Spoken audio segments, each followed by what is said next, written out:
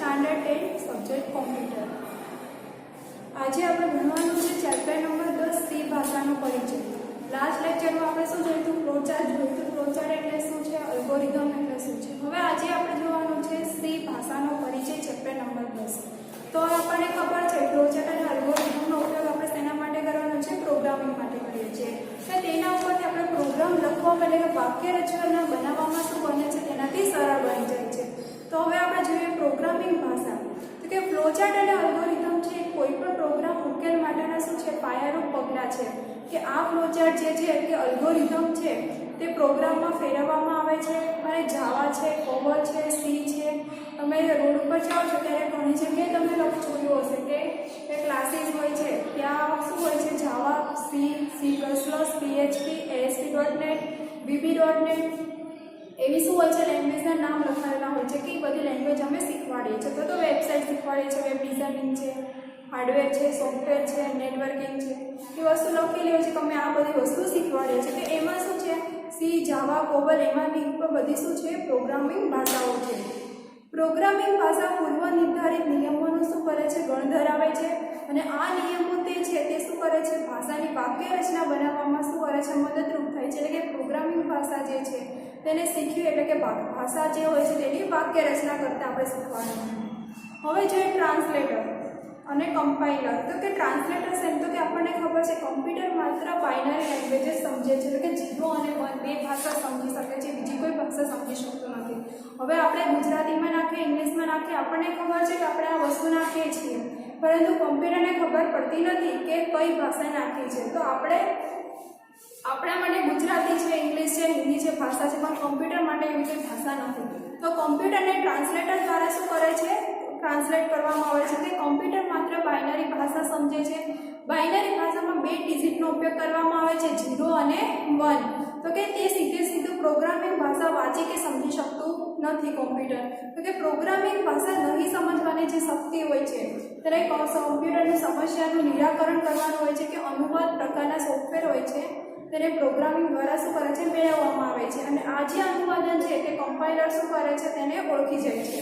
અને પ્રોગ્રામિંગ ભાષામાં જે સૂચનાઓ જે હોય છે તેને બાઇનરી કોડમાં રૂપાંતર કરીને પ્રોગ્રામને શું કરે છે? કમ્પાઇલર કરે છે। એટલે ટ્રાન્સલેટર શું કરે છે? પહેલાં ભાષા કન્વર્ટ કરે છે કે કમ્પ્યુટર જે સમજી શકે બાઇનરી ભાષા તેમાં કન્વર્ટ કરે છે અને ફરીવાર તે શું કરે છે? આપણને આઉટપુટ મેળવવા માટે જે કમ્પ્યુટર આઉટપુટ આપે છે એને ફરીવાર આપણે સમજી શકીએ તે ભાષામાં ટ્રાન્સલેટ કરે છે અને ત્યારબાદ કમ્પાઇલરને આપે છે તે। અને કમ્પાઇલર શું કરે છે? તે પ્રોગ્રામ હોય છે તેને બાઇનરી ભાષા હોય છે તેમાં રૂપાંતર કરનારા જે પ્રોગ્રામ હોય છે એને કમ્પાઇલર કરે છે। ત્યારબાદ આપણે જોઈએ સી ભાષાનો ઇતિહાસ। તો કે સી ભાષાની સ્ટાર્ટિંગ કોણે કર્યું હતું? તો કે 1972માં ગાળામાં જે બેલ લેબોરેટરી છે તેમાં સી પ્રોગ્રામિંગ ભાષાનો વિકાસ થયો હતો અને સી ભાષાની રચનાનું શ્રેય ડેનિસ એમ રિચીને જાય છે। કે ડેનિસ એમ રિચી છે તેને સી ભાષાની શોધ કરી હતી। તો કે તે BCPL એટલે કે બેસિક કમ્બાઇન્ડ પ્રોગ્રામિંગ લેંગ્વેજ ભાષા પર આધારિત હતી। સી ભાષાનો હેતુ એવું હતો કે ખાલી પૃષ્ઠ સિસ્ટમ સોફ્ટવેર બનાવવાનો જ હતો, પરંતુ સી ભાષાનો ઉપયોગ તેની બદલે ઘણા બધા સોફ્ટવેરમાં તૈયાર કરવા માટે થવા લાગ્યો હતો। આથી તેને શું કહેવામાં આવે છે? જનરલ પર્પઝ પ્રોગ્રામિંગ લેંગ્વેજ પણ કહેવામાં આવે છે। 1989માં સી ભાષાને અમેરિકન નેશનલ સ્ટાન્ડર્ડ ઇન્સ્ટિટ્યૂટ, ટૂંકમાં એને આપણે આંસી કહીએ છીએ, કે ધારાધોરણ પ્રમાણે પ્રમાણભૂત કરવામાં આવી હતી અને આથી તે આંસી સી તરીકે પણ તેને ઓળખવામાં આવે છે। આંસીના ધારાધોરણ વિવિધ ઓપરેટિંગ સિસ્ટમ અને કમ્પાઇલરને શું કરે છે? તે આધાર આપે છે। સી એક સંરચિત ભાષા છે કે તેમાં પ્રોગ્રામિંગને વિધેય નામે ઓળખાતા નાના વિભાગોમાં જે હોય છે તેને વહેંચવાની સવલત આપે છે। એટલે કે જે વિધેય હોય છે તેને એકવાર રચના કર્યા બાદ આપણે તેને ફરીવાર તેનો ઉપયોગ કરવો હોય તો પણ તે વિધેય એટલે કે જે વાક્ય રચના છે તેનો ઉપયોગ આપણે કરી શકીએ છીએ। એવું નથી કે એકવાર ઉપયોગ કર્યા પછી બીજી વાર નથી કરી શકતા, પરંતુ એકવાર આપણે તે વાક્ય રચનાનો ઉપયોગ કરીએ છીએ ત્યારબાદ આપણે બીજી જે વાક્ય રચનાનો ઉપયોગ કરવો હોય તો પણ આપણે તેનો ઉપયોગ કરી શકીએ છીએ। સી પ્રોગ્રામ છે તે વિધેયોનો સમૂહ હોવાથી તેનું ક્ષતિનું નિવારણ કરવું પણ શું હોય છે? સરળ બને છે। એટલે કે તેમાં કોઈ ભૂલ હોય ને આપણે કંઈ સુધારો વધારો કરવો હોય તો પણ તે આપણે કરી શકીએ છીએ। સામાન્ય રીતે સી ભાષામાં લખેલા પ્રોગ્રામ જે છે તે અન્ય ઓપરેટિંગ સિસ્ટમ કે કમ્પાઇલર કરતા ધરાવતા જુદા જુદા મશીન પર સરળતાથી ચલાવી શકાતો હોય તેવો સી ગણનાને પોર્ટેબલ ભાષા તરીકે પણ આપણે ઓળખી શકીએ છીએ. ત્યારબાદ જોઈએ આપણે સી ભાષાનો ઇતિહાસ. હવે જોવાનું છે પ્રોગ્રામ અને પ્રોગ્રામિંગની લાક્ષણિકતાઓ. તો કે પ્રોગ્રામ અને પ્રોગ્રામિંગની લાક્ષણિકતા શું છે? તો પહેલા આપણે જોઈશું પ્રોગ્રામ એટલે શું. તો કે પ્રોગ્રામ એટલે ચોક્કસ કાર્ય કરવા માટે કમ્પ્યુટરને આપેલી જે સ્પષ્ટ સૂચના હોય છે તેનો જે સમૂહ હોય છે તેને શું કહેવામાં આવે છે? પ્રોગ્રામ કહેવામાં આવે છે. અને બીજી રીતના આપણે પ્રોગ્રામિંગ જોઈએ તો કે પસંદ કરેલ ભાષામાં તબક્કાવાર સૂચનાઓ લખવાની જે પ્રક્રિયા હોય છે તેને આપણે શું કહીએ છીએ? પ્રોગ્રામિંગ કહીએ છીએ. તો કે પ્રોગ્રામ લખવા માટે અમુક એની લાક્ષણિકતા હોય છે. તો કે કઈ લાક્ષણિકતા હોય છે? તો કે નિશ્ચિત પગલા પછી પ્રોગ્રામનો અંત આવવો જોઈએ, એટલે કે અમુક લિમિટેડ જ પગલા હોવા જોઈએ, અમુક એના પગલા પછી તેનો શું આવવો જોઈએ? અંત આવવો જોઈએ, એટલે કે લાંબો પ્રોગ્રામ થાય ને આપણે શોર્ટમાં પ્રોગ્રામ હોય છે. ત્યારબાદ જોઈએ પ્રોગ્રામની સૂચના છે તેનો એકથી વધુ અર્થ ધરાવતી ન હોવી જોઈએ. પ્રોગ્રામનું જે સેન્ટેન્સ છે તે એક જ અર્થ ધરાવતી હોવી જોઈએ છે, એકથી વધારે અર્થ ધરાવતી હોવી જોઈએ નહીં. તમામ સૂચનાઓ અસરકારક હોવી જોઈએ. ત્યારબાદ પ્રોગ્રામમાં શૂન્ય કે વધુ ઇનપુટ પણ આપણે લઈ શકીએ તેવું હોવું જોઈએ અને પ્રોગ્રામમાં એક કે વધુ આઉટપુટ પણ તે આપી શકે હોય. આ બધી શું છે? પ્રોગ્રામની લાક્ષણિકતા છે. ત્યારબાદ આપણે જોવાનું છે સી પ્રોગ્રામનું માળખું. જેમ આપણે HTML માં બેસિક પહેલા જે માળખું જોયું હતું ત્યારબાદ HTML પ્રોગ્રામ લખતા શીખ્યા હતા. તો હવે આપણે એ રીતના જોવાનું છે સી પ્રોગ્રામનું માળખું, એટલે કે સ્ટ્રક્ચર ઓફ સી પ્રોગ્રામ. તો આ જે ડ્રો કરેલું છે તે શું છે? તમારું સી પ્રોગ્રામનું બેસિક માળખું છે. તો કે પહેલા શું આવે છે? ડોક્યુમેન્ટેશન આવે છે, સિમ્પલ અને કોન્સ્ટન્ટ ડેફિનેશન આવે છે, ફાઇલ ઇનપુટ સેક્શન આવે છે, ગ્લોબલ વેરિયેબલ ડિક્લેરેશન આવે છે. કે જે ચાર પાર્ટ છે તમારે શેમાં એડ થાય છે? ઓપ્શનલ સેક્શનમાં ઉપયોગ થાય છે. ત્યારબાદ આવે છે મેઇન ફંક્શન. અહીંયા તમારો છગડીયો કોન્સ્ટન્ટ આવે છે, ડિક્લેરેશન આવે છે અને એક્ઝિક્યુટિવ સ્ટેટમેન્ટ્સ આવે છે. અહીંયા તમારો છગડીયો કોન્સ્ટન્ટ પૂરો થશે. એ પાર્ટને શું કહેવામાં આવે છે? Compulsory section for all executive. ત્યારબાદ છે ફંક્શન 1, ફંક્શન 2 અને ફંક્શન n. અને ત્રીજા પાર્ટને આપણે કહીએ છીએ યુઝર ડિફાઇન્ડ ફંક્શન. આ તમારું બેઝિક સ્ટ્રક્ચર માળખું હતું. હવે આપણે જોઈએ તેનો ઉપયોગ કઈ જગ્યાએ અને કેવી રીતના થાય છે. તો પહેલું છે ડોક્યુમેન્ટેશન, એટલે કે એને ગુજરાતીમાં આપણે કેવું હોય તો દસ્તાવેજીકરણ કહીએ છીએ. તો કે આ વિભાગ છે તે કોમેન્ટ વિભાગ માટે વપરાય છે. હવે કોઈ પણ સેન્ટેન્સ માટે લખવું છે આ સેન્ટેન્સ મેં શું કરીશ? સ્લેશની નિશાની કરીશ અને સ્ટારનો સિમ્બોલ આપીશ. ત્યારબાદ આપણે ધીસ લાઈન લખું છું, ધીસ લાઈન લખું છું. કોઈ પણ સેન્ટેન્સ લખે તેને ફરી અને કોમેન્ટ અહીંયા ક્લોઝ કરીશ. ચાલુ કરીશું ત્યારે પહેલા સ્લેશની નિશાની આવશે, પછી સ્ટાર આવશે. જે વસ્તુ તમારે કોમેન્ટમાં લખવું તે સેન્ટેન્સ લખી નાખવાનું છે. ત્યારબાદ સ્ટાર પહેલા પછી સ્લેશની નિશાની. આને શું કહેવાય છે? ડોક્યુમેન્ટેશન, કે તેનો ઉપયોગ કોમેન્ટ વિભાગ કહેવામાં આવે છે. હવે કોમેન્ટ વિભાગ ક્યારે છે? તો કે જ્યારે કોઈ લખાણ લખવાનું હોય છે આપણે ત્યારે સામેના વ્યક્તિને આઉટપુટમાં ડિસ્પ્લે ન થવું જોઈએ, પરંતુ આપણે પ્રોગ્રામ લખીએ છીએ તો આપણે આપણા સમજણ માટે લખીએ છીએ કે આ વસ્તુનો ઉપયોગ આના માટે કર્યો છે, કે આ વસ્તુ આના માટે છે, કે આ પ્રોગ્રામ છે.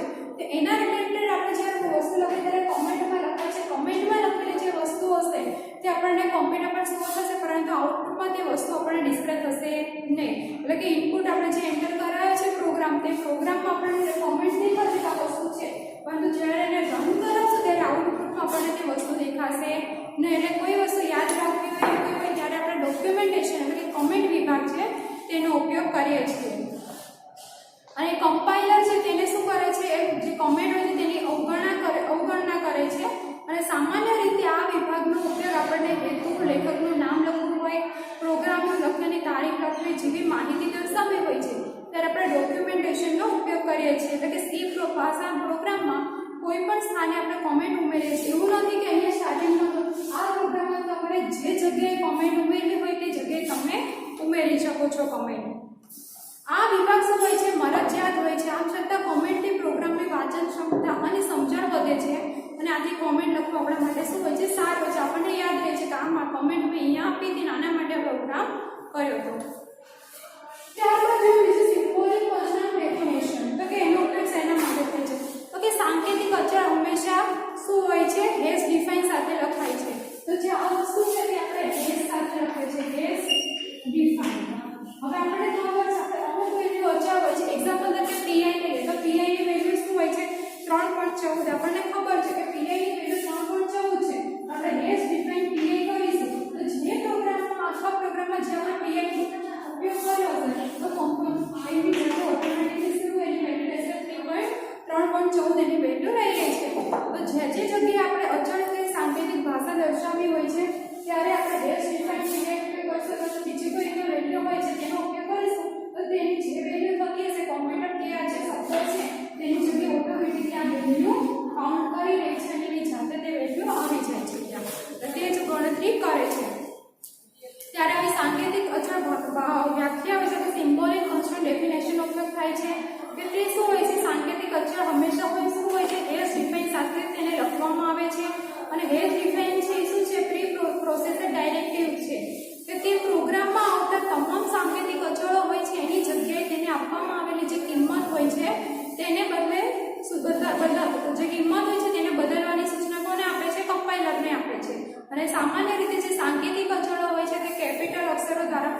એપ્રિશિએટ કરવામાં આવે છે કે તે જે સેન્ટેન્સ હોય છે જે વસ્તુ આપણે હંમેશા કેવી હોય છે કેપિટલ હોય છે જ્યાં તે વસ્તુનો ઉપયોગ થઈ શકે ત્યાં તેની કિંમત લે છે તે હેશ ડિફાઇન કરીને શું કહેવાય છે પી પ્રોસેસર કહેવામાં આવે છે કે તે કમ્પાઇલરને સૂચના આપે છે કે આ જે તે વસ્તુ છે તેની અચળ કિંમત લેવાની છે ત્યારબાદ ત્રીજો નંબર જોઈએ આપણે ફાઇલ ઇન્ક્લુડિંગ સેક્શન તો કે સી પ્રોગ્રામ લખતી વખતે આપણે x ની ઘાત શોધવી હોય તો આપણે પાવર લઈએ છીએ ત્યાં વિધેય એટલે કે આને આપેલ જે નંબરનું વર્ગમૂળ શોધવું એટલે કે સ્ક્વેર શોધવું હોય જેવા જે ઇનબિલ્ટ ફંક્શન હોય તો લાઇબ્રેરી ફંક્શન હોય તેનો ઉપયોગ આપણે કરીએ છીએ તો આવા ફંક્શન જે હોય છે તેનો ઉપયોગ કરવા માટે માહિતી ધરાવતી જે ફાઇલો હોય છે તેનો પ્રોગ્રામમાં શું કરવો પડે છે સમાવેશ કરવો પડે છે અને સી ભાષામાં જે આવી ફાઇલોનો સમાવેશ કરવામાં આવે છે તેને શું કહેવામાં આવે છે હેડર ફાઇલ કહેવામાં આવે છે અને આ જે હેડર ફાઇલ છે તેનું અનુલંબન આપણે એટલે કે એનું એક્સટેન્શન આપણે .st આપણે આપીએ છીએ એટલે કે એક્ઝામ્પલ તરીકે આપણે હેશ ડિફાઇન કોઈ બી ફાઇલ લખીએ છીએ અને કોઈ પણ ફાઇલ આપણે લખીએ છીએ તો ફાઇલમાં આપણને ખબર છે HTML માં આપણે ફાઇલ સેવ કરીએ તો .html આપે છે એવી રીતે અહીંયા સી ભાષામાં આપણે ફાઇલ સેવ કરીએ છીએ તેનું એક્સટેન્શન તો આપણે આપીએ છીએ .c કરીને આપણે આપીએ છીએ એવી રીતે જો આપણે હેડર ફાઇલ હોય તો હેડર ફાઇલને આપણે કરવી હોય તો અહીંયા ઇન્ક્લુડ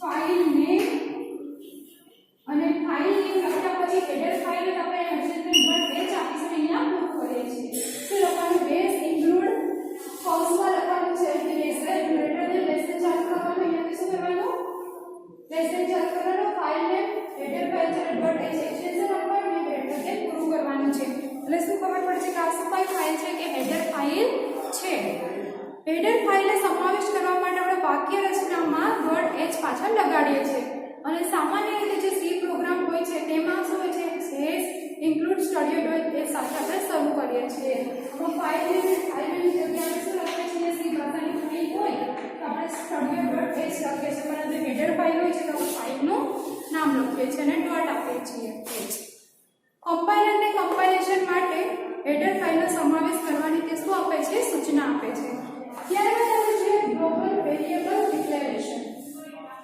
એટલે કે વૈશ્વિક ચલ ઘોષણા ગુજરાતીમાં એને કહેવાય છે સી ભાષામાં ચલનો અમલ તેના વિસ્તાર પ્રમાણે જ કરવામાં આવે છે કે જે છગડીયો કૌંસ હોય છે તેમાં વ્યાખ્યાયિત કરેલ દરેક ચલ હોય છે તેને સ્થાનિક ચલ એટલે લોકલ વેરિયેબલ કહેવામાં આવે છે અને તે કાર્યક્ષેત્રની બહાર ઉપયોગ તેનો થઈ શકતો નથી આપણે અહીંયા જોયું છે જે છગડીયો કૌંસ કરે છે એમાં જેટલું સેન્ટેન્સ લખશો એટલું જે લોકલ વેરિયેબલ છે તેનો ઉપયોગ કરશો પરંતુ જો છગડીયો કૌંસની બહાર પહોંચશો તો ગ્લોબલ વેરિયેબલ જે ચલ છે તેનો ઉપયોગ કરશે નહીં તો બહાર કરવા માટે જો આપણે ચલનો ઉપયોગ છગડીયા કૌંસની બહાર કરે છે તો તેનો ઉપયોગ જે કરીએ છીએ તેને શું કહેવામાં આવે છે વૈશ્વિક ચલ એટલે કે ગ્લોબલ વેરિયેબલ કહેવામાં આવે છે જો આપણે છગડીયા કૌંસની અંદર જે ઉપયોગ કરે છે તેને લોકલ વેરિયેબલ કહેવામાં આવે છે અને છગડીયા કૌંસની બહાર આપણે જેનો ઉપયોગ કરે છે તેને શું કહેવામાં આવે છે ગ્લોબલ વેરિયેબલ કહેવામાં આવે છે અને આ પ્રકારના જે ચલ હોય છે તે તમામ વિધેય પહેલા શું કરે છે તેને વ્યાખ્યાયિત કરવામાં આવે છે તો અહીંયા સુધી છે ત્યારબાદ આપણે જોવાનું છે મેઇન ફંક્શન કે મેઇનનો ઉપયોગ શેના માટે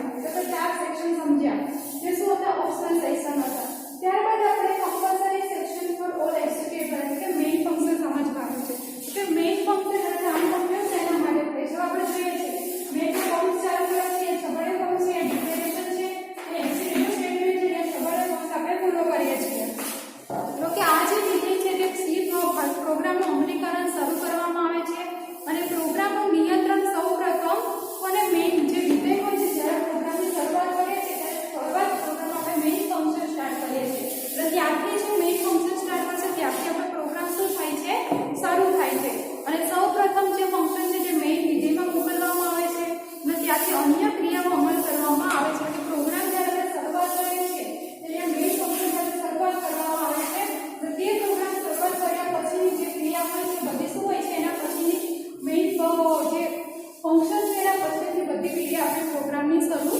થાય છે ત્યારબાદ જોઈએ આપણે ઉપયોગ કરતા નિર્મિત વિધેય એટલે કે લાસ્ટ જોવાનું છે user define function user define ફંક્શનમાં ત્રણ છે ફંક્શન 1 ફંક્શન 2 અને ફંક્શન n એનો સમાવેશ કરવામાં આવે છે તો કે સી એ સંરચિત ભાષા છે જે કોઈ પ્રોગ્રામ છે એને નાના નાના વિભાગોમાં વહેંચવાની જે સવલત પૂરી પાડે છે અને આ વિભાગો જે છે તેને શું કહેવામાં આવે છે ફંક્શન કહેવામાં આવે છે અને સી પ્રોગ્રામમાં જરૂરી એવા તમામ જે વિધેય છે તેને આ ભાગમાં વ્યાખ્યાયિત કરવામાં આવશે. સી ભાષામાં જે આપણે જુદા જુદા ફંક્શનનો ઉપયોગ કરીએ છીએ તો તે બધા ફંક્શનનો ઉપયોગ આપણે આમાં કરી શકીએ છીએ. કે આપણે જેટલા વિધેયનો ઉપયોગ કરવા હોય જુદા જુદા તે બધાનો આપણે તે વિભાગમાં ઉપયોગ કરી શકીએ છીએ. આજે જોયું કે આપણે સી ભાષાનું બેઝિક સ્ટ્રક્ચર જોયું છે. હવે જોઈએ આપણે સી ભાષાના પ્રોગ્રામ લખવાના નિયમો. તો હવે આપણને ખબર છે કંઈ પણ વસ્તુ કરીએ છીએ તો આપણે એના ફાયદા અને ગેરફાયદા હોય છે. એટલે સી ભાષાના પણ શું છે અમુક નિયમો હોય છે. તો કે એના નિયમો કયા કયા છે?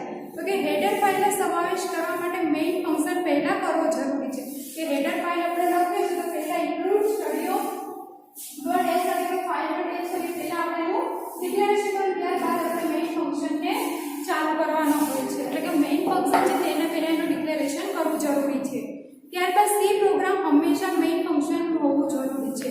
સી પ્રોગ્રામમાં કમ્પલસરી મેઇન ફંક્શન ચાલુ કરવાનો એના પછી જ પ્રોગ્રામની શરૂઆત થાય છે.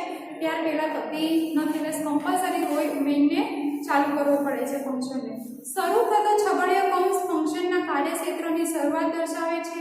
અને સી પ્રોગ્રામનો ઉમેર હંમેશા છગડીયા કૌંસથી થાય છે. જે આપણે છગડીયો કૌંસ કર્યો છે એ void આ મેઇન જે ફંક્શન ચાલુ કર્યું એના પછી શું કરે છે છગડીયો કૌંસ ચાલુ કરે છે. એના પછી જે આપણે વેલ્યુ ઇન્ટીજર પ્રિન્ટફ જે કરાય છે સ્કેનર એ બધું આપણે ડિક્લેરેશન કરીએ છીએ. એટલે છગડીયા કૌંસથી જ ચાલુ થાય છે પ્રોગ્રામ અને લાસ્ટમાં આપણે છગડીયો કૌંસ શું કરે છે ક્લોઝ કરીએ છીએ. એટલે સી પ્રોગ્રામની શરૂઆત હંમેશા છગડીયા કૌંસથી ચાલુ થાય છે. પૂરો થતો જે છગડીયો કૌંસ છે તે ફંક્શનના કાર્યક્ષેત્રનો અંત દર્શાવે છે. આ જે કૌંસ પૂરા કરીએ છીએ તે શું કરે છે કાર્યક્ષેત્રનું સ્ટાર્ટિંગ બતાવે છે. જે લાસ્ટમાં જે કૌંસ પૂરો કરે છે તે કાર્યક્ષેત્રનું શું બતાવે છે અંત બતાવે છે. કે અહીંયાથી તમારો પ્રોગ્રામ ચાલુ થાય છે અહીંયા તમારો પ્રોગ્રામ ક્લોઝ થાય છે. ત્યારબાદ જે સી પ્રોગ્રામમાં એક જ નામ ધરાવતા બે ફંક્શન ન લખી શકાય. એક નામવાળા બે ફંક્શન આપણે તેમાં લખી શકતા નથી. એક નામવાળા ફક્ત એક જ ફંક્શનનો ઉપયોગ તેમાં કરીએ છીએ. સામાન્ય રીતે સી પ્રોગ્રામમાં બીજી એબીસીડીમાં જ લખાય છે. સામાન્ય જે સી પ્રોગ્રામ છે તે શેમાં લખાય છે બીજી એબીસીડીમાં જ લખવામાં આવે છે. આઈડેન્ટિફાયર કેસ કેવા હોય છે સેન્સિટિવ હોય છે એમાં. ત્યારબાદ મેઇન ફંક્શન જે છે તેના કાર્યક્ષેત્રમાં બધા જ વિધાનોનો અંત હંમેશા સેમિકોલનથી કરવો જરૂરી છે. હવે આપણે અહીંયા જેટલા સેન્ટેન્સ લખીશું બધા સેન્ટેન્સની લાસ્ટમાં શું હોય છે સેમિકોલન લખવાનું જરૂરી છે. જે પણ સેન્ટેન્સ લખીશ એની પાછળ શું હોય કમ્પલસરી સેમિકોલન લખો. જો તમે ભૂલી જશો તો તમને એરર બતાવશે. ડાયરેક્ટલી આપણે જ્યારે પ્રેક્ટિકલ કરીશું ત્યારે તમને ખબર પડશે કે એ વસ્તુ ભૂલી ગયા છે તો કઈ એરર બતાવે છે કઈ લાઈનમાં એરર બતાવે છે શેની એરર બતાવે છે બધું તમને આઉટપુટ ડિસ્પ્લે કરે છે કે આ લાઈનમાં આની એરર છે. તો આપણે જો સુધારી નાખશો અને ફરીવાર રન કરાવી નાખશો તો પછી તમારું સાચું આઉટપુટ આવશે. જ્યાં સુધી તમે એરર સોલ્વ નહીં કરો ત્યાં સુધી તમને એ આઉટપુટ બતાવશે નહીં. ત્યારબાદ જોઈએ સી ભાષામાં બે શબ્દ વચ્ચે ઓછામાં ઓછી એક ખાલી જગ્યા હોવી જોઈએ. કે બે શબ્દ વચ્ચે થોડીક જગ્યા રાખવાની હોય છે. ખાલી જગ્યામાં ઉમેરી શકાય એવા તમામ સ્થાને તમે કોમેન્ટ પણ કરવી તો પણ કરી શકો છો. એટલે કે બે શબ્દ વચ્ચે અક્ષર વચ્ચે તમે જગ્યા આપી છે ખાલી જગ્યામાં તમારે કોમેન્ટ એડ કરવી હોય તો પણ તમે કરી શકો છો.